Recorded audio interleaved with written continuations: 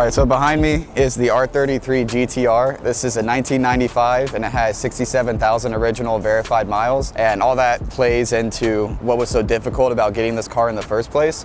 At first I was looking for an R32 GTR, and then the opportunity came where I could get this R33, or rather an R33 in general, for the Drivers Club. So at that point it came to a matter of getting the right car at the right time. It was really hard not to rush the process because of how much I wanted to get one, but I also had to take my time and make sure it was the right decision. So I looked through, auction sites, which was a whole nightmare on its own. Yes, they give you valuable information, but it's not everything you're looking for. So you can check them out and find that out on your own. But then I started going through collectors and private dealers, and I ended up finding this place called Craft JDM, or Craft Sports, down in Naples, Florida. And they were established in Japan for about 25 years before they started setting up shop and bringing over R32s and S13s.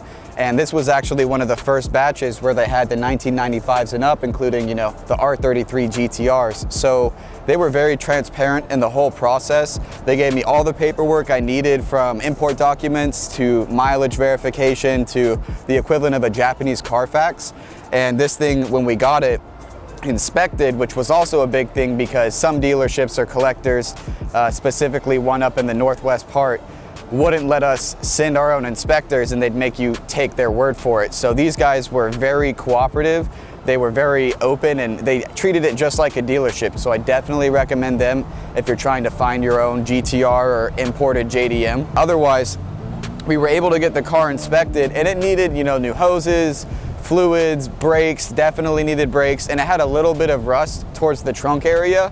But when we finally got it imported, I had it shipped up here, and it ended up coming up from Florida sometime around January to early February.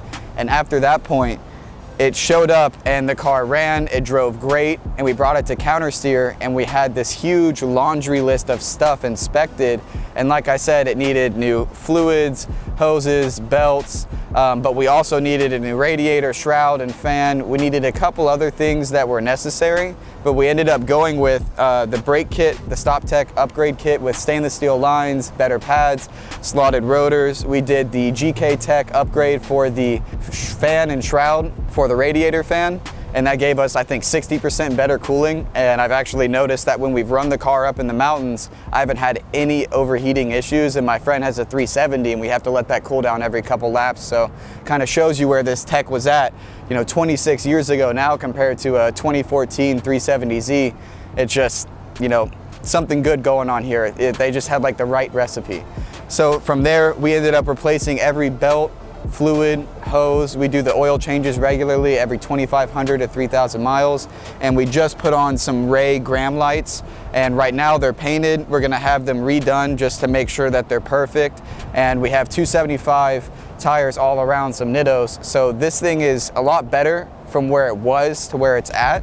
And currently we're in the middle of the tuning process. We brought it to Dylan and we put it on the dyno. We got it from 280 wheel horsepower to 330 wheel horsepower, and then we went from 240 torque to 290 torque. So the numbers are much better. We put it in R32 ECU since we couldn't crack the R33 ECU.